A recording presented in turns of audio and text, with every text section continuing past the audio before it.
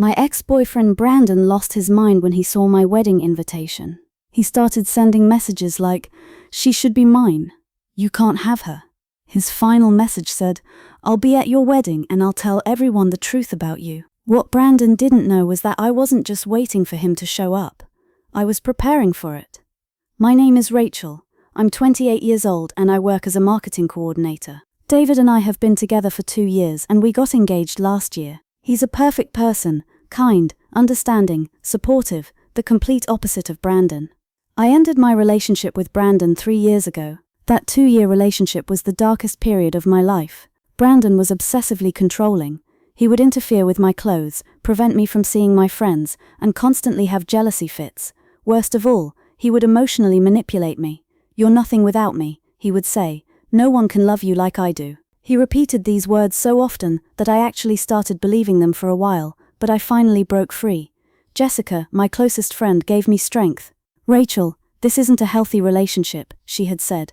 "You look miserable." She was right. During my time with Brandon, I had lost myself. The breakup wasn't easy. Brandon first begged, then threatened, and finally blamed me. He told lies like, "You cheated on me. You just want attention." He even posted bad things about me on social media. But over time, I completely removed Brandon from my life. I cut off all communication channels, changed my phone number, made my social media accounts private. Brandon eventually left me alone. When I met David, I truly understood what love was. David never tried to control me. He loved my friends, supported my hobbies, accepted me as I was. I felt safe with him. When we got engaged, I was so happy. David's family welcomed me like their own daughter. Our wedding plans were going perfectly, until those messages started coming. The first message came 6 weeks before the wedding, from a number I didn't recognize. "Congratulations, Rachel. I hope you'll be happy." I initially thought it was spam and deleted it, but the next day another message came. "Does David know your true face?" This time I got worried. I researched the number but it wasn't registered. I showed the messages to David. "Probably someone jealous," he said. "It doesn't matter, just block and move on." But the messages didn't stop. They started coming every day. "You're still the same manipulative Rachel. You're fooling David, but I know the truth. This wedding won't happen." The tone of the messages was becoming increasingly aggressive, and from the language style, I was starting to realize it was Brandon, especially his use of the word manipulative. That was his favorite accusation. 2 weeks later, my suspicions were confirmed. One of the messages came from a different number and had Brandon signed at the bottom. "Rachel, you ruined my life. Now I'm going to ruin yours. I'll be at your wedding and show David your true face. Everyone will learn what a liar you are." My heart started pounding. This wasn't just an empty threat. I knew Brandon. He was crazy enough to do what he said. That night I told David everything. About my past with Brandon, how he was a toxic person, how he manipulated me. David was very understanding. "Why didn't you tell me this before?" he asked. "Because I wanted it to stay in the past," I said. I had completely forgotten about Brandon. "Let's call the police," David said. "There's no physical threat yet," I said. "Just messages." But my inner voice told me Brandon couldn't be stopped. The next day I called Jessica. I explained the situation to her. "Oh my God, Rachel, this guy is crazy," she said. "You definitely need to call the police." "But what will I say? My ex-boyfriend is threatening to ruin my wedding." "Exactly that," Jessica said. "This is harassment, Rachel. It's illegal." Jessica was right. That afternoon I went to the police station. I spoke with Detective Martinez. I showed him all the messages. "This is clearly harassment," he said. "But usually these types of cases can't be taken very far without physical contact. Still, I'll write a report and open a file on this man." "What happens if he comes on the wedding day?" I asked. "If he comes and tries to disturb you, call us immediately, then we can intervene." When I left the station, I felt a little relieved but was still worried. I didn't know what Brandon might do on the wedding day. The following week the messages continued to increase. Now he wasn't just threatening me, he was targeting David too. "Does David know you cheated on me? I'll tell David your real character. That innocent groom has no idea what kind of manipulator you are." These messages both angered and scared me. Brandon was telling lies. I had never cheated on him, but Brandon believed his own delusions. 10 days before the wedding, I received the most shocking message from Brandon. "Rachel, I know the wedding venue address, 47 2nd Street, the Grand Ballroom. The ceremony starts at 4 p.m, right? I'll be there. And I'll tell David how you cheated on me, how you lied, how you manipulate people. I'll warn everyone about you." When I saw this message, I froze. Brandon wasn't just threatening. He had done research. He knew our wedding venue, our time. This had now become a serious security issue. I immediately called David. "Brandon knows our wedding venue," I said in panic. "Calm down," David said. "Tonight we'll make a plan with Jessica." That evening the three of us met at David's house. We put the situation on the table. "What are our options?" David asked. "We can call the police," Jessica said. "We can hire security. Or we can change the wedding venue." "Changing the venue is very difficult," I said. "There are only 2 weeks left, and it's expensive." "Security is a good idea," David said. "But if Brandon comes, what will they do?" "They'll forcibly remove him, but by then he'll have already ruined the ceremony." I started thinking quietly. What was Brandon's goal? To embarrass me, to turn David against me. What if I reversed his plan? "Wait," I said. "What if we let Brandon come?" Jessica and David looked at me in shock. "What do you mean?" Jessica asked. "Let Brandon come," I said. "But let's be prepared. Let's expose his lies." I explained my plan. Brandon would come and try to accuse me, but I would show all of his harassment messages to the guests. I would show everyone what a toxic person Brandon was. "This is risky," David said.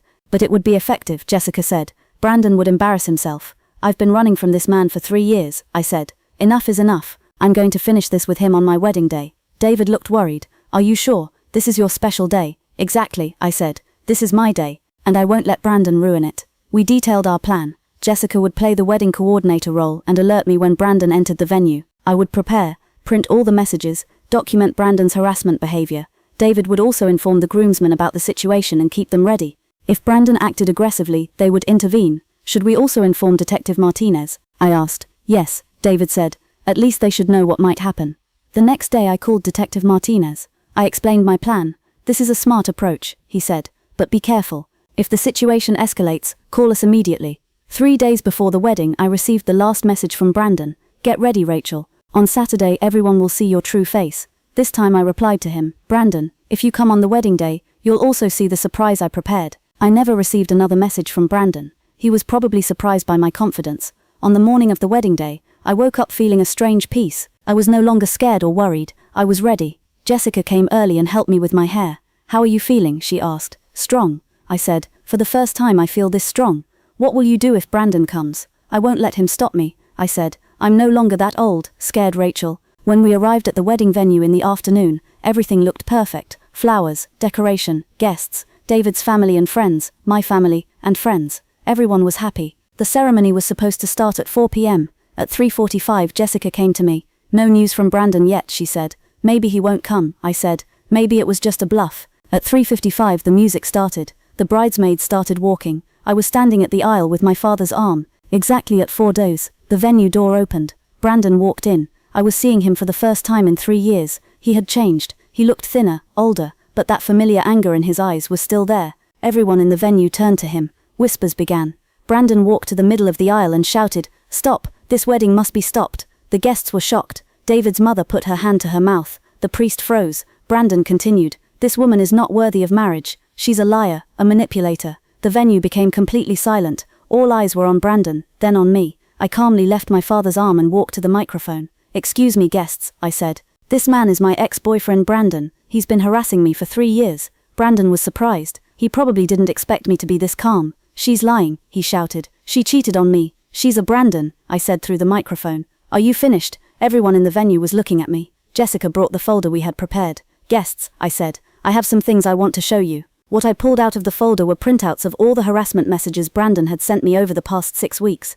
"Brandon sent me these messages," I said and read the first one. "You're still the same manipulative Rachel. You're fooling David, but I know the truth. This wedding won't happen." The expressions on the guests' faces began to change. Brandon's face started turning red. "Those messages, I was just, let's continue," I said and read the worst messages. "You ruined my life. Now I'm going to ruin yours. I'll be at your wedding and show David your true face." Murmurs began in the venue. Guests started giving Brandon angry looks. "This is harassment," I said. "I filed a police report about this. I have Detective Martinez's card." Brandon started to panic. "Rachel, this isn't fair." "Isn't fair," I said. "You haven't left me alone for 3 years. You're trying to ruin my special day. What's fair, Brandon?" David's groomsmen surrounded Brandon. "Sir," said best man Mike, "you need to leave." Brandon was still resisting. "You don't know her true face." This time David stepped forward. "Brandon," he said in a calm but firm voice, "I know Rachel's past. I know she escaped from a toxic relationship with you, and now I see you're harassing her. But, no buts," David said. "Get out." Security guards we had hired at the last minute grabbed Brandon by the arms. "Wait," Brandon shouted. "Rachel, you know I love you." These words made me laugh. "Brandon, you don't know love. You only know how to control." As security escorted Brandon out of the venue, the guests started applauding. I put down the microphone and went to David's side. "Are you okay?" he asked. "Perfect," I said. "Now we can get married." The priest restarted the ceremony from the beginning. This time there was no interruption. Vows were exchanged, rings were put on, kisses were shared. It was a perfect wedding. At the reception, guests kept coming up to me and congratulating me. "So brave," said David's aunt. "You handled that perfectly," said my friends. Jessica came to me. "Girl, you're amazing. How did you shut down Brandon like that?" "I'm not afraid of him anymore," I said. "I waited 3 years for this moment." David's father also congratulated me. "Rachel, you're a strong woman. My son is lucky." David's mother was the happiest. "Dear, you're going to be a perfect daughter-in-law." Toward the end of the night, David and I were alone. "How was today?" he asked. "Perfect," I said. "I finally got closure with Brandon." "Do you regret it?" "I mean exposing him." "On the contrary," I said. "For years I was running from him. Today I faced him, and I won." David smiled. "You're an incredible woman, Mrs. Johnson." Mrs. Johnson, my new name, my new life. After we returned from our honeymoon, I got a call from Detective Martinez. "Update about Brandon," he said. "He was arrested that night." "Really? Why?" "Apparently after your wedding he went to a bar and got drunk. Then he started harassing another couple. The bartender called us. And we issued a restraining order. Brandon can no longer come within 500 feet of you. We also told him he could get jail time if the harassment continues." "Thank you, Detective." From that day on, I never heard from Brandon again. He completely disappeared from my life. David and I built a wonderful marriage. Mutual respect, love, trust. The exact opposite of my relationship with Brandon. Sometimes friends ask, "Do you regret having that confrontation with Brandon?" Never. That day I had a confrontation not just with Brandon, but with my own fears. For years I ran from him, hid from him. But on my wedding day, I finally fought back, and I won. Brandon thought he could ruin my special day, but instead it became a day of closure for me. Finally,